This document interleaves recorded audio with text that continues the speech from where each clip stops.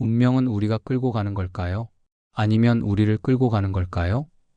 이 질문은 오래도록 사람들이 마음을 흔들어 온 물음입니다. 15세기 프랑스의 인문주의자, 작가, 철학자였던 프랑스와 라블레는 이렇게 말했습니다. 운명은 원하는 자는 이끌어주고 원하지 않는 자는 끌고 간다. 라블레는 르네상스 시대 신중심의 세계에서 인간의 자유와 지성을 강조한 인문주의자였습니다. 그는 삶을 풍자와 유머 속에 담아내면서도 인간의 존엄과 자율성을 무엇보다 중시했습니다. 이 말은 그의 사상을 단순하면서도 선명하게 드러냅니다. 운명은 피할 수 없지만 그 속에서 어떤 태도로 살아가느냐는 우리에게 달려있다는 것이지요. 우리가 기꺼이 받아들인다면 운명은 길잡이가 됩니다. 새로운 기회와 배움으로 우리를 안내합니다. 그러나 두려움에 저항하고 거부한다면 운명은 억지로 우리를 끌고 갑니다. 강물에 몸을 맡길지 거슬러 발버둥칠지 이 차이와도 같습니다. 이 사상은 스토아 철학의 아모르 파티, 불교의 인연법과도 닮아 있습니다. 일어난 일을 피하려 하기보다 그 안에서 의미를 찾고 성장할 때 비로소 삶은 지혜를 선물합니다. 여러분은 지금 운명에게 끌려가고 있나요? 아니면 운명과 함께 걸어가고 있나요? 그 대답이 앞으로의 삶의 빛깔을 바꿀 것입니다. 프랑스와 라블레는 15세기 말에서 16세기 중반을 살았던 프랑스의 대표적 인문주의자이자 작가, 의사, 성직자였습니다. 그는 르네상스라는 거대한 전환기의 중심에서 인간의 자유와 이성을 풍자와 해악 속에 녹여낸 인물로 기억됩니다. 중세적 신중심의 세계관이 점차 흔들리던 시기에 라블레는 인간이 스스로 생각하고 웃을 수 있는 존재임을 강조하며 인문주의적 사유를 펼쳤습니다. 라블레의 삶은 매우 다채롭습니다. 젊은 시절 수도원에 들어가 성직자로 생활했으나 폐쇄적이고 권위적인 수도원 생활에 회의를 품고 결국 그곳을 떠났습니다. 대신 그는 의학을 공부하며 인간의 몸과 생명을 직접 다루는 길을 택했습니다. 이 점만 보아도 그가 추구했던 인문주의적 태도가 드러납니다. 신의 은총에만 의존하기보다 인간 스스로의 지식과 경험을 통해 삶을 탐구해야 한다는 믿음이 그에게 있었던 것이지요. 라블레의 이름을 널리 알린 것은 무엇보다도 그의 소설 가르강티아와 팡타그리엘입니다. 이 작품은 거대한 체구와 호기심을 지닌 두 인물 가르강티아와 그의 아들 팡타그리엘의 모험을 통해 사회와 제도를 풍자합니다. 겉으로는 우스꽝스러운 이야기를 담고 있지만 그 속에는 권위주의적 종교, 비합리적 교육제도, 탐욕적인 권력자들에 대한 비판이 가득 담겨 있습니다. 독자들은 웃음을 터뜨리면서도 인간의 자유와 지성에 대한 날카로운 질문을 마주하게 됩니다. 그는 특히 웃음을 중요한 철학적 태도로 보았습니다. 웃음은 단순한 유의가 아니라 인간을 자유롭게 하고 억압으로부터 벗어나게 하는 힘이라고 생각했습니다. 이는 라블레의 인문주의적 핵심입니다. 인간은 억지로 억눌리거나 두려움 속에 살아가는 존재가 아니라 사고하고 웃으며 세상을 새롭게 바라볼 수 있는 존재라는 것입니다. 라블레가 살던 시대는 종교 개혁과 과학적 발견, 그리고 새로운 사상의 바람이 동시에 일어나던 격동의 시기였습니다. 그는 이러한 시대적 흐름 속에서 인간이 스스로의 운명을 개척할 수 있다는 믿음을 이야기했습니다. 그래서 그의 말, 운명은 원하는 자는 이끌어주고 원하지 않는 자는 끌고 간다는 단순한 격언이 아니라 르네상스 인문주의 전체를 압축하는 한 문장으로 읽을 수 있습니다. 라블레는 생전에도 파격적인 사상으로 인해 종종 비난을 받았고 그의 작품은 검열을 당하기도 했습니다. 그러나 그는 끝내 자신의 신념을 굽히지 않았습니다. 인간의 존엄과 자유, 지성을 향한 믿음을 유머와 풍자 속에서 끝까지 지켜냈던 것입니다. 그래서 오늘날 우리는 라블레를 단순한 풍자 작가가 아니라 인간의 가능성을 믿은 위대한 인문주의 철학자로 기억합니다. 프랑스와 라블레가 남긴 말, 운명은 원하는 자는 이끌어주고 원하지 않는 자는 끌고 간다는 짧지만 강렬한 울림을 줍니다. 단순히 삶의 흐름을 묘사하는 문장이 아니라 우리가 어떤 태도로 살아가야 하는지에 대한 철학적 제안입니다. 이 말 속에는 인간이 피할 수 없는 운명과 그 운명을 대하는 태도라는 두 가지 요소가 들어 있습니다. 운명은 인간의 힘으로 완전히 거스를 수 없는 거대한 흐름을 의미합니다. 누구도 태어난 가정, 시대적 배경, 예기치 못한 사건들을 마음대로 선택할 수는 없습니다. 그러나 라블레는 바로 이 운명 앞에서 인간이 무력한 존재라고 보지 않았습니다. 오히려 그 운명을 어떻게 받아들이느냐에 따라 삶이 전혀 달라질 수 있다고 강조했습니다. 원하는 자란 어떤 상황이 닥쳐오든 그것을 자신의 일부로 받아들이려는 사람입니다. 이들에게 운명은 억압이나 속박이 아니라 길잡이가 됩니다. 어려움조차도 성장의 기회로 바뀌고 고난조차도 인생의 지혜로 전환됩니다. 반대로 원하지 않는 자, 즉 운명을 거부하고 두려움 속에서 끌려가는 사람에겐 삶이 고통으로만 다가옵니다.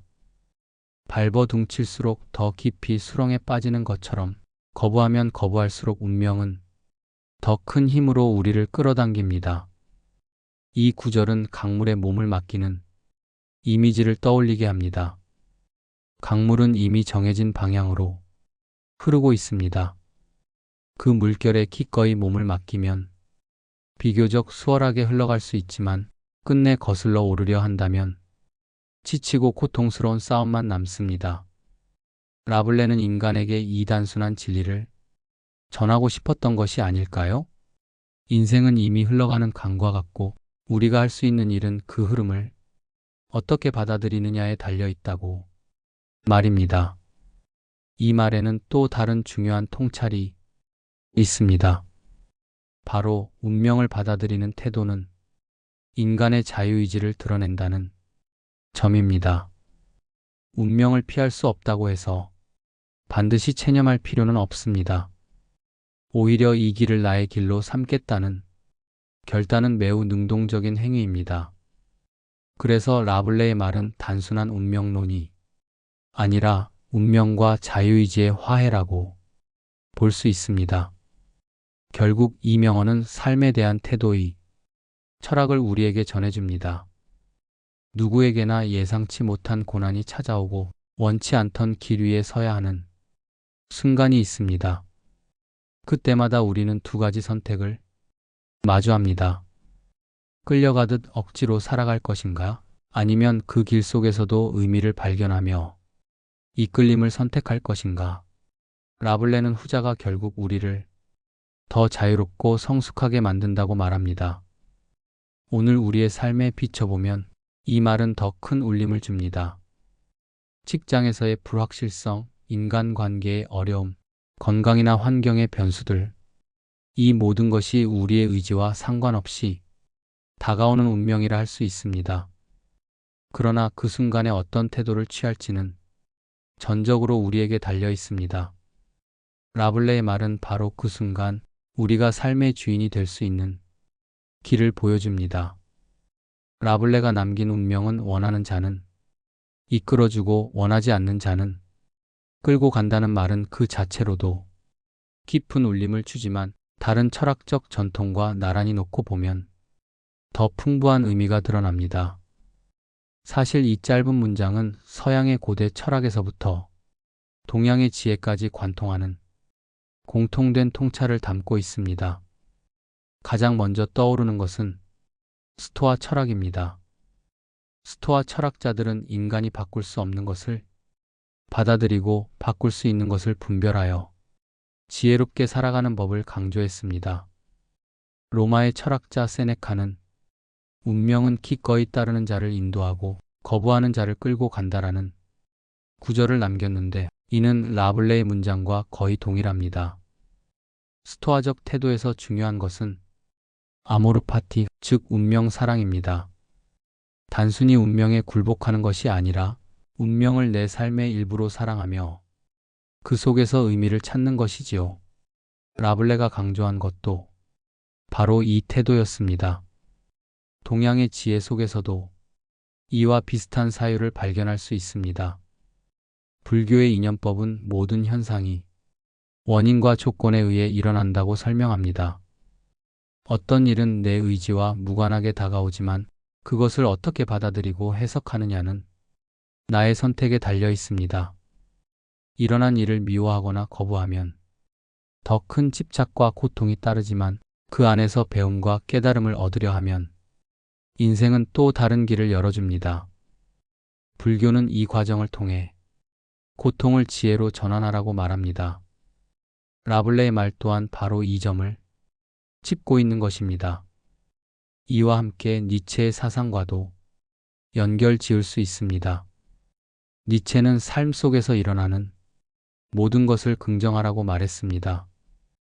영원의 귀라는 개념 속에서 그는 삶을 반복해서 살아도 좋을 만큼 긍정하라고 요구했습니다. 이는 결국 운명을 사랑하는 태도, 즉 아모르 파티로 이어집니다. 니체가 강조한 것은 우리가 겪는 고난과 우연까지도 삶의 일부로 받아들여야 한다는 것입니다. 그렇지 않으면 우리는 끝없이 끌려다니는 존재가 되고 말겠지요. 라블레가 남긴 말은 이렇게 보았을 때 단순한 문학적 수사가 아니라 시대를 넘어 이어지는 철학적 통찰입니다. 그것은 삶의 본질적 조건을 드러냅니다. 인간은 완전히 자유롭지도 완전히 속박된 것도 아닙니다. 우리는 주어진 상황을 피할 수는 없지만 그것을 어떤 태도로 살아낼지는 스스로 결정할 수 있습니다. 바로 이 지점에서 인간의 존엄과 자유가 드러나는 것입니다. 라블레의 명언은 결국 우리에게 묻습니다. 우리는 지금 운명을 억지로 끌려가듯 살고 있는가, 아니면 그 운명 속에서 스스로를 이끌며 살아가고 있는가? 철학은 언제나 삶의 태도에 대한 질문이었고 라블레의 한마디 역시 바로 이 질문을 던지고 있습니다. 라블레의 말, 운명은 원하는 자는 이끌어주고 원하지 않는 자는 끌고 간다는 단순한 철학적 격언이 아니라 지금 우리의 일상 속에서 구체적으로 살아 움직이는 말입니다. 운명을 어떻게 받아들이느냐에 따라 똑같은 상황도 전혀 다른 삶으로 바뀌어 버립니다. 예를 들어 직장 생활을 생각해 봅시다. 회사에서 갑작스러운 부서 이동이나 업무 변화가 주어질 때가 있습니다. 어떤 사람은 왜 나한테 이런 일이 생기는 거지? 라며 불평과 두려움 속에서 하루하루 끌려갑니다. 새로운 상황을 거부하다 보니 스트레스는 더 커지고 결국 삶 전체가 무겁게 느껴집니다. 반대로 또 다른 사람은 비슷한 상황에서 이렇게 말합니다. 이 또한 나에게 온 기회일 수 있다. 이 자리에서 내가 무엇을 배울 수 있을까? 이런 태도로 임하면 낯선 자리조차도 자기 성장을 돕는 길이 됩니다. 결국 변화는 똑같이 찾아왔지만 그 변화를 받아들이는 태도에 따라 삶의 무게는 전혀 달라지는 것입니다. 인간관계도 마찬가지입니다. 뜻하지 않게 오해를 사거나 원치 않던 갈등 속에 휘말릴 때가 있지요. 거부하고 도망치려 하면 관계는 더 꼬이고 마음은 더 힘들어집니다. 하지만 그 순간 이 갈등이 나를 어디로 데려가고 있는가? 를 묻는다면 그 속에서 내가 어떤 말을 더 조심해야 할지, 상대를 어떻게 이해할 수 있을지를 배우게 됩니다. 운명을 끌려가듯 당하는 대신 이끌림 속에서 의미를 찾는 태도로 바꾸는 순간 인간관계는 고통이 아니라 성장의 무대가 됩니다. 더 나아가 삶 전체를 보아도 마찬가지입니다. 건강 문제, 예상치 못한 사고, 혹은 가족과의 이별 같은 일들은 누구에게나 닥칠 수 있는 운명의 일부입니다. 피하려고 발버둥칠수록 더 깊은 좌절 속으로 빠져들 수 있습니다. 그러나 그것을 삶의 일부로 인정하는 순간 마음은 조금씩 평온을 되찾습니다. 그리고 그 경험이 오히려 다른 이들을 이해하고 위로할 수 있는 힘이 되기도 합니다. 오늘날 우리는 불확실성의 시대라고 불리는 세상을 살고 있습니다. 경제, 사회, 인간관계, 심지어 기후 변화까지 모든 것이 불안정합니다. 그러나 라블레의 말은 우리에게 분명한 메시지를 줍니다. 불확실성은 피할 수 없는 운명이지만 그 속에서 어떻게 서 있을지는 우리의 선택이라는 것입니다. 시청자 여러분, 지금 여러분은 어떤 자리에 서 계신가요? 혹시 억지로 끌려가듯 하루를 살아가고 있지는 않으신가요? 아니면 그 길 속에서 스스로 의미를 찾아내며 이끌림을 선택하고 계신가요? 라블레의 말은 우리에게 이렇게 속삭입니다. 운명은 피할 수 없지만 그 운명을 어떻게 맞이할지는 내 자유에 달려 있다. 결국 운명은 우리를 끌고 가는 무거운 사슬이 아니라 함께 걸어가는 동반자가 될 수도 있는 것입니다. 라블레가 남긴 운명은 원하는 자는 이끌어주고 원하지 않는 자는 끌고 간다는 말은 단순히 오래된 격언이 아닙니다. 그것은 삶을 바라보는 태도를 근본부터 바꾸어 놓을 수 있는 거울과도 같은 문장입니다. 우리는 매일같이 수많은 선택 앞에 서 있습니다. 그러나 사실 그 선택의 대부분은 이미 주어진 조건 속에서 이루어지는 것이지요. 태어난 환경, 부모, 사회적 배경, 시대의 흐름, 심지어 예기치 못한 우연들까지 이 모든 것은 우리가 원한다고 해서 바꿀 수 없는 운명적 요소입니다. 하지만 라블레는 그 운명을 단순히 굴레나 사슬로 보지 않았습니다. 그는 우리에게 묻습니다. 너는 운명에게 끌려갈 것인가? 아니면 운명과 함께 걸어갈 것인가? 이 물음은 곧 우리 자신의 태도에 대한 성찰을 요구합니다. 같은 상황이라도 그것을 어떻게 받아들이느냐에 따라 전혀 다른 결과를 만들어내기 때문입니다. 강물이 이미 흘러가고 있다는 사실은 누구도 부정할 수 없습니다. 하지만 그 강물에 몸을 맡기느냐, 거슬러 발버둥치느냐는 전적으로 우리의 선택입니다.